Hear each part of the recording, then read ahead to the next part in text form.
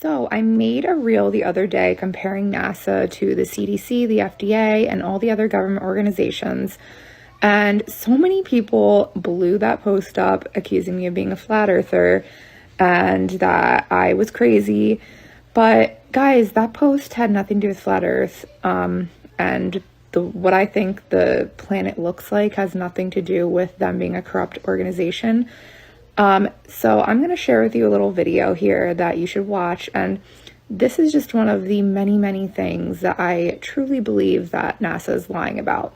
Have you guys heard about this? They are claiming they have found the geographical location of the Garden of Eden. And out of all places, you won't believe this, the North Pole. I've been told there's no land at the North Pole. But if we look at a live wind finder view, we can see in the center of the Earth there is something large diverting the wind. What is this, you may ask? Well, I'm about to show you.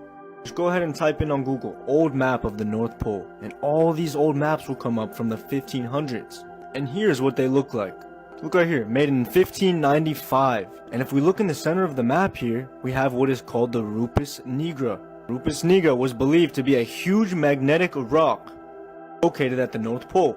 This is why all the compasses point north. The Rupus Nigra was 33 miles in size, which is literally bigger than most cities, which is why it's able to block the wind like this at the North Pole. It's funny how all the early NASA Satelloon footage looks like this, with some big black hole in the center. Nothing to see here, guys. If you guys didn't know, this is literally the mountain that's spoken about all throughout the Bible. This is Mount Zion, which is located directly above the Garden of Eden, which is why you see these 4 rivers coming out of it. And a river went out of Eden to water the garden, and from thence it was parted and became into 4 heads. If we look in the book of Ezekiel, thou hast been in the Garden of Eden. Thou wast upon the holy mountain of God. So we know the holy mountain of God is located in the Garden of Eden. Rupus Nigra is the holy mountain of God. They're beautiful in elevation, which means it's very high.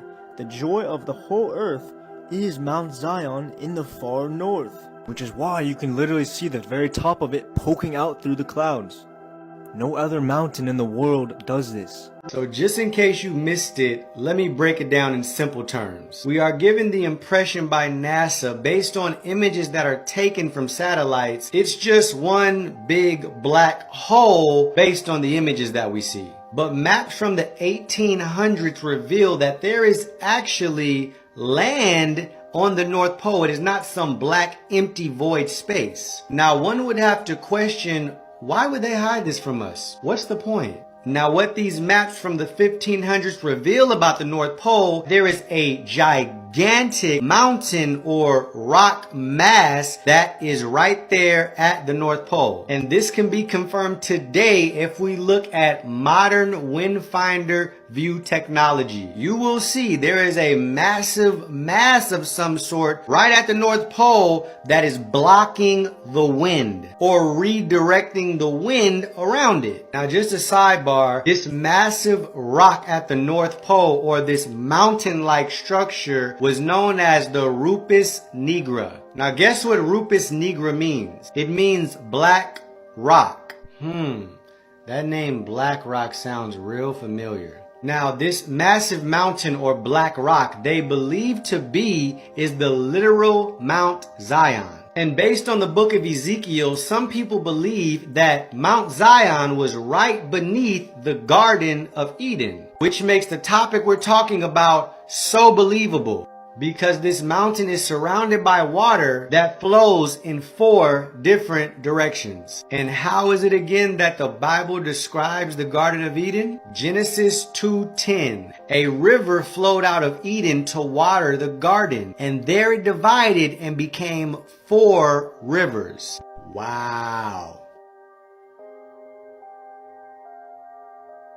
In the book of Ezekiel, we can see the Garden of Eden being referenced directly to the holy mountain of God, or Mount Zion. Very, very interesting to say the least, right? Now, is this true, and is it the real geographical location of the Garden of Eden? Well, I'm not sure. It could be, It's not like they've ever found it in history, to our knowledge anyway. But then again, that would give credibility to the Bible being true, and there's a lot of forces at work that just do not want us to know that. I also think it's interesting how NASA would go out of their way to black out.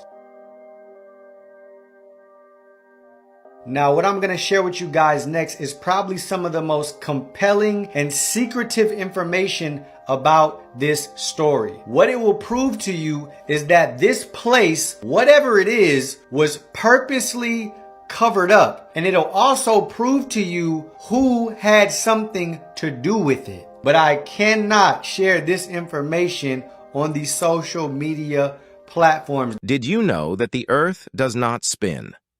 According to the heliocentric theory, the Earth spins at a speed of 1,040 miles per hour at the equator. If Earth really spun, things would just fly off to space. Cars, airplanes, buildings, people, etc. would just fly off to space. Look at the example on this devil's wheel, how the young ladies get thrown off the center. Defenders of the globe. Earth theory will claim gravity pulls things towards the center, but gravity is just a theory. If there was such a force keeping things stuck to the ground, no birds, butterflies, kites, hot air balloons would be able to fly. The Earth does not spin. It is flat and stationary. Research flat Earth. Welcome back to Firmament 5. Let's talk about what's beneath us. First, a quick little recap for the newbies. And you'll remember in Genesis 1, we read biblical representation depicting the earth as flat inside of a dome called the firmament with waters above and below us. We also read where the moon, the sun, and the stars are all local and located within the firmament. We noted the interchangeable words of heaven, sky, and dome were all referring to the firmament. We shared in the chat that outer space is actually high altitude firmament, inner space. I shared on the possibilities that Antarctica is not actually a continent, but an ice wall that goes around the dome that helps contain the water. More on that later. But one of the questions we have yet to answer, if the earth is flat, then what is holding us up? Well, let's see what the Bible has to say. 1 Samuel 2:8 reads, "For the pillars of the earth are the Lord's, and he hath set the world upon them." Proverbs 8:29 is a big clue. He's saying when he set out the sea's boundaries, he marked out the foundations of the earth. In Job 38, where were you when I laid the foundations of the earth, or who laid its cornerstone? But personally for me, the last one is my favorite. In Psalms 104:5, it says, he established the earth upon its foundations so that it will not totter forever and ever. First, let's get an understanding of the scientific models that are most used. The first one is the helio. Helio is for sun. This is where the earth rotates around the sun. The other is the geocentric model. Geo meaning earth, like geography. This is the one where we're doing the wild corkscrew through outer space, where the sun and the other planets corkscrew around us. So if the word that we just read, it says that he laid the earth upon its foundation so that it won't be moved, either of these models wouldn't work. So then where are they? Just like in a house, all foundations are at the bottom of the earth. And also Psalm 75:3 speaks to the firmness of its placement. So given that, is your faith as firm as the foundations God speaks about in Scripture? Did you know that telescopes come with preloaded images of stars and planets, which are already rounded up like spheres? That's why you think the so-called planets are spheres, because the software installed in these telescopes round them up like spheres. But when you look at the stars and planets with a Nikon P1000, you see stars are just lights in the sky. They are doing the same thing with cell phones now. Listen to this young man explaining the situation. There's this feature on your phones that if you zoom in on like the moon at night, it will show a clear image of the moon. Like, oh shit, it can zoom in and get every single detail, right? But it's all fake. So they did a test and they took like a fake moon, just a white circle. They took a white circle out of paper, put it in their house, turned off all the lights, pretended it was the moon, and zoomed in, and it created the moon. It literally created all the details of the moon, fam. It was fake. The earth is flat, and this is proof. When people travel, why do they say around the world? Shouldn't they say travel over and under the world? This is proof. Here's the thing. If you're standing on the beach and you see to your left and your right that the water is flat and level for hundreds of miles, and someone says to you, yeah, we live on a ball, the burden of proof lies with the person saying that we live on a ball, not with you. You don't have to prove we live on a flat plane when you're staring at it. And when I say flat plane, I'm not talking about we live on a flat slab of granite. I'm talking about the plane. So the plane can be like a plate, like a tectonic plate, right? A plate which is curved and holds water. It's not ridiculous to a scientist to understand that model, which is a geocentric model in that all of these things are spiraling around this flat accretion disk. It's a galaxy. It's the same thing. So obviously scientists understand it and know it. But the minute you say we live inside of this torus field on a flat plane, they say it's ridiculous and stupid. We don't live on a flat plane. You're crazy. Well, we do actually. If we live on a galactic plane, we live on a flat plane. The difference is that they're saying we live on a spinning ball because they inverted the torus field model in the 1700s. The Jesuits did when they took over the Vatican, and the Vatican decided we're going to get Copernicus to invert this using math. So two conventions can provide the same kind of evidence and everything, or provide evidence to support the same phenomenon. So you can take an inversion of something, and both things can be perfectly logical, reasonable, using math, physics, and everything, but only one of them applies to you in your reality. And that is that we live inside of an atom, a torus field. It's all the same thing. And the ancients knew this. So the scientists know that the ancients knew this. They know that the ancients understood. They understood frequencies and how frequencies shape everything. They weren't stupid. They understood astrology and astronomy and how the heavens worked. They understood it very well. So scientists know this. And they are deceiving everyone, and everyone just believes it because they're told to believe it from birth. So if you do not question these same people that control the world and are currently in their death throes trying to continue to control the world, if you still believe them, what does that say about you? You believe these people that are like mafia leaders, like that torture people and kill people all for fun and make lots of money and steal from you, and like you believe all those people because they're the ones that are saying we live on a spinning ball. And if you think that NASA and the governments of the world and corporations love you, would never lie to you, what does that say about you? You don't know that they're all lying to you at this point? Really? You really think we live on a spinning ball when they have no proof and they've lied about everything else? Why is it just this one thing you believe? Here's what I would do if I could prove that we lived on a ball. I would show you. I would just show you. I would show the world on TikTok. Look, this is how a ball holds water to its surface. This is how gases stay around a ball and do not escape. This is how the mass of an object attracts another object. But they can't do it, and they won't do it because they can't. It's a lie. And the minute I talk about this, I inevitably get all these comments. How does a boat disappear over the horizon? And why don't we fall off the edge? And ridiculous shit like that over and over again.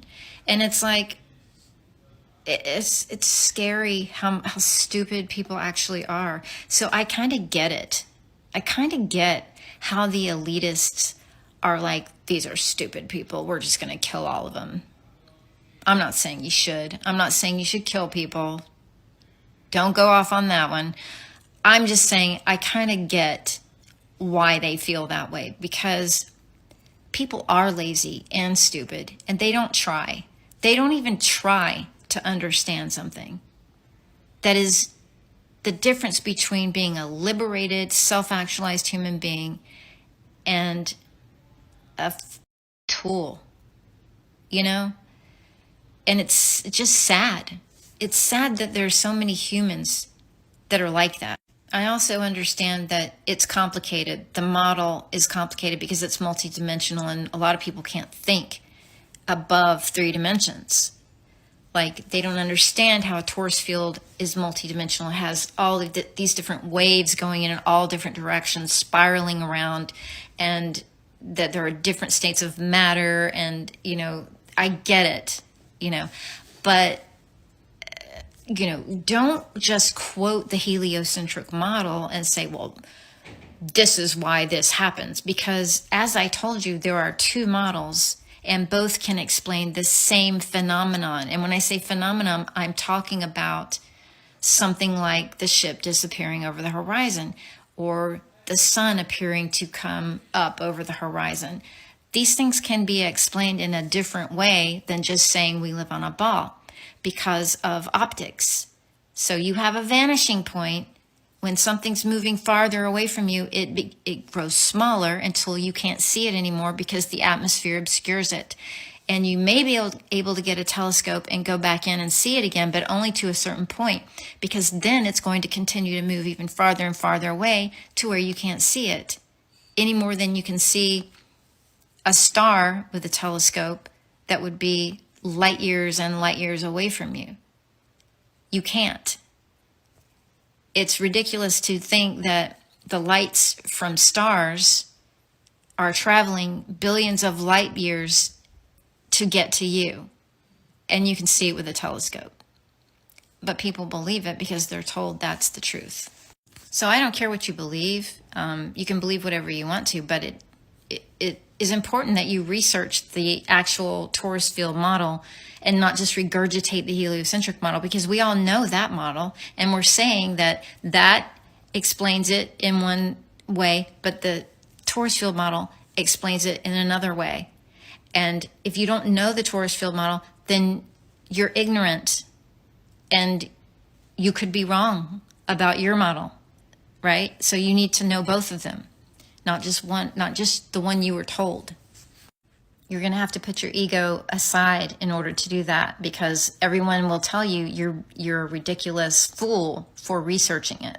And this is how the truth sets you free, because once you understand this system, how it works, the template of creation, the template of God, you know, the omnipresent creator of all things, you realize you're part of that. You're made in the same image as that.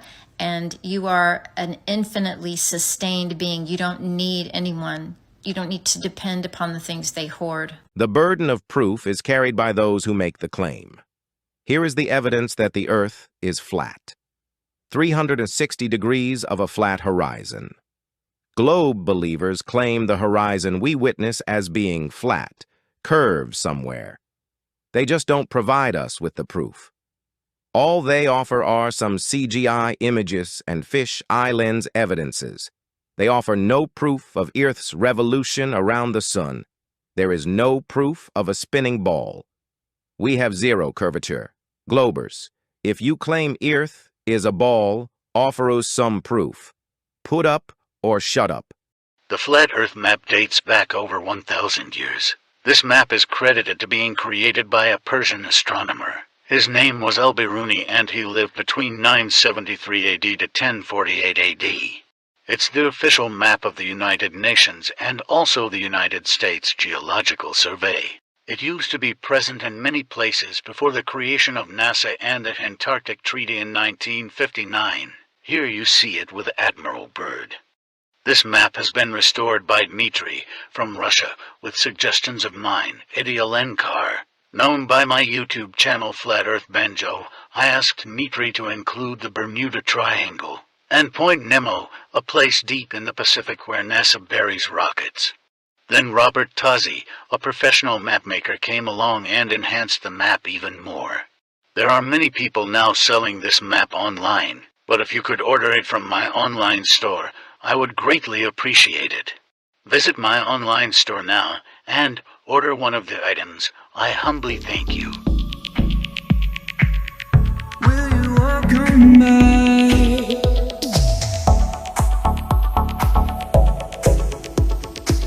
Come on in.